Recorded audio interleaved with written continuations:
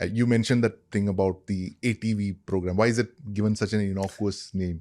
It was given an innocuous name simply because it was a stealth program, right? It was a black program. It was a secret program. It was something that we wanted to keep under wraps for the longest time.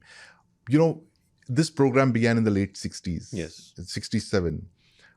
And it continued through the 70s and 80s. You're looking at a third world country which is trying to develop its own nuclear weapons program, and also platforms like aircraft, ballistic missiles like the Agni series and the Arihant class nuclear submarines. Now, we wanted to make sure that these were all kept under wraps, because the minute you announce that you have a ballistic missile submarine program, that very clearly tells the rest of the world that you have a nuclear weapons program as well.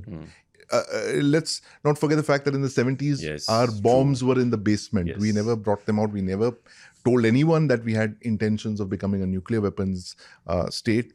So precisely for this reason is why the ATV nomenclature was coined. It was so innocuous, nobody would even imagine. Advanced technology vessel, it could be anything, right? And if you go back into history, the Manhattan Project, for instance, it was named by General Leslie Groves. And for those of you who've watched Oppenheimer, that's the character that's played by Matt Damon. And he gave that program a name called the Manhattan Project because his unit was in the Manhattan district. So it was innocuous names like this.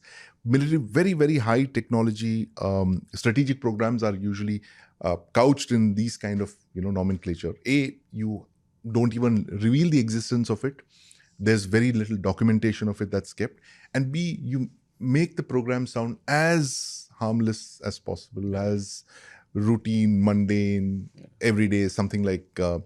so one of the scientists was telling me that, we made a mistake when we released a picture of a missile called the Sagarika. And this was the dawn of the internet. Everybody went ballistic, literally, because that was the first acknowledgement that we had a ballistic missile program, an SLBM program. They had a picture of the launcher. And so they had to keep changing the name of the program and the missiles. And because, what happens is that it's like a magnet, right? You put a magnet out there and it then attracts all the attention. It attracts attention. The entire Indian nuclear weapons program is about stealth, keeping things below the radar, very little documentation of that.